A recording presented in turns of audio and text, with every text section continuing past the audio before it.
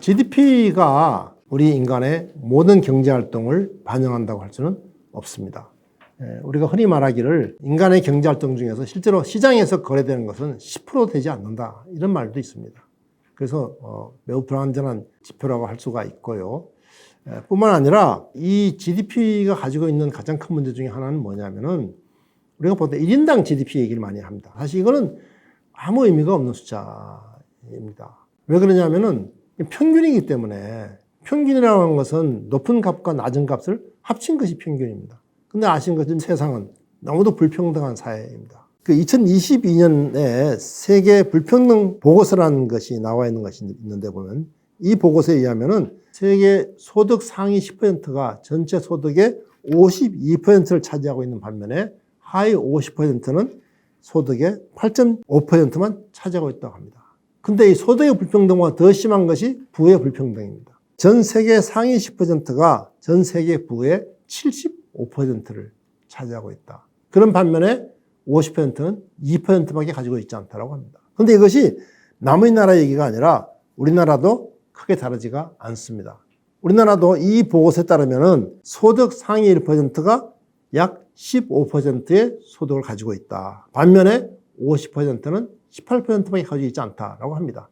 그리고 자산의 경우는 상위 1%가 24%를 가지고 있는 반면에 하위 50%는 5.6%밖에 가지고 있지 않다고 합니다. 그래서 평균이 의미가 없다는 걸 제가 하나 예를 들어보면은, 세계에서 제일 부자가 누군가요?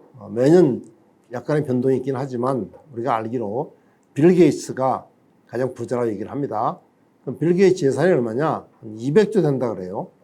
그러면은 지금 우리 이 방에 한 5사람 정도가 있는데 재산이 얼마나 되겠어요? 뭐 아무리 많이 쳐봐야 우리가 10억 원이다 라고 얘기할 수 있을 텐데, 빌 게이츠가 이 방에 들어오는 순간에 평균 자산은 얼마가 되느냐? 1인당 40조가 되게 됩니다. 평균이라는 건 이런 거거든요. 그런 의미에서 1인당 국민소득이 얼마냐 하는 건 그다지 중요하지 않다고 얘기할 수가 있습니다. 그 GDP라는 것이 경제활동 측정 수단으로서 불충분하고, 또 GDP가 늘어난다고 해서 우리 삶이 행복해지는 것도 아니라고 얘기를 했습니다만, 그래도 여전히 사람들은 그래도 GDP가 올라가면 좋아지겠지라고 생각을 하죠. 그래서 우리 요즘 신문에 보면 계속 뭐 GDP가 지난달에 비해서 좀 떨어졌다, 또 올라갔다, 이런 식으로 그 일희일비한 볼 수가 있는데요. 근데 중요한 거는 우리가 이제는 경제 성장이 더 이상 안 된다 하는 것을 좀 받아들여야 됩니다. 좀 유식한 말로 얘기하면은 경제 성장의 종언을 받아들여라 라고 저는 그렇게 얘기를 하고 싶습니다. 여러분 이해를 돕기 위해서 도표를 하나 제시를 했습니다만은, 80년대 이후 전두환 노태우 때 우리나라가 8 내지 9% 성장 연평균. 그런데 문민정부 이후가 되면은 김영삼, 김대중, 노무현, 이명박, 박근혜 정부 이렇게 내려가면서 성장률이 1%씩 낮아지는 것을 볼 수가 있습니다.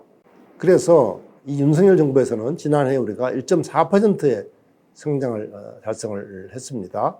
그래서 어떤 사람들은 독재가 좋았다, 독재 때 우리나라가 성장을 많이 했다, 이런 얘기를 한 사람들이 있습니다. 그런데 이건 큰 오해가 있습니다. 뭐가 있냐면은, 자, 여러분 생각해 보세요. 과거에 전두환 노태우 때는 우리 국민 소득이 1인당 2,000달러에 지나지 않았기 때문에 10% 성장한다 하더라도 200달러 소득이 늘어나는 겁니다.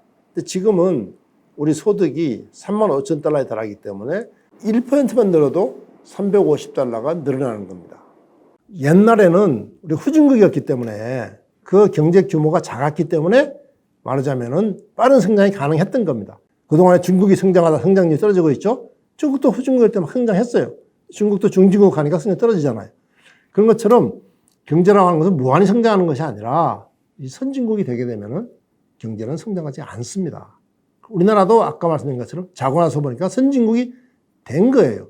그래서 우리도 이제는 성장이 안 된다, 또는 해봐야 1%대 성장밖에 안 된다는 생각을 가지고 우리 미래를 얘기를 해야 됩니다. 그런데 여전히 정치인들은 뭐라고 얘기하고 있냐면은 성장을 통해서 여러분들을 행복하게 하게 할 사람들하고 여야 관계없이 말합니다. 저는 그런 사람들을 사기꾼이라 생각합니다.